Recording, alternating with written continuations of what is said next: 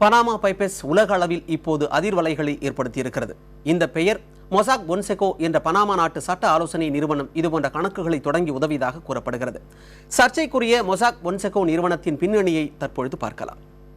Panama நாட்டில் 1977 உருவானது mosaic பொன்செகோ நிறுவனம்.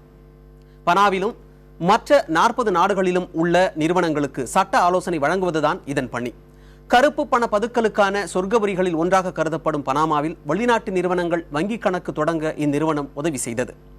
குறிப்பாக கருப்பு பணத்தை பாதுகாப்பதற்கு தேவையான அனைத்து வகையான உதவிகளையும் இந்த நிறுவனம் செய்ததாக குற்றச்சாட்டு எழுந்திருக்கிறது. இந்த நிலையில்தான் கடந்த 40 ஆண்டுகளாக ரகசிய கணக்கு தொடர்பான 1,15,00,000 ஆவணங்கள் தற்போது வெளியாகியிருக்கின்றன. வரிகளை ஏய்க்கவும் அரசுகளின் நடவடிக்கைகளை தவிர்க்கவும் என்ன உதவிகளை இந்த நிறுவனம் செய்தது என்பது போன்ற தகவல்கள் இப்பட்டியலில் உள்ளன. 72 நாடுகளின் முன்னாள் மற்றும் இந்நாள் பிரபலங்களின் ரகசிய கணக்கு விவரங்களும் இந்த ஆவணங்களில் கூறப்பட்டுள்ளன. ரஷ்ய அதிபர் விளாடிமிர் புட்டின் உதவியாளர்களும் ரகசிய கணக்கு வைத்திருந்ததாக இந்த ஆவணங்கள் கூறுகின்றன. ஆனால் தன் மீதான குற்றச்சாட்டுகளை மொசாக் மறுத்திருக்கிறது.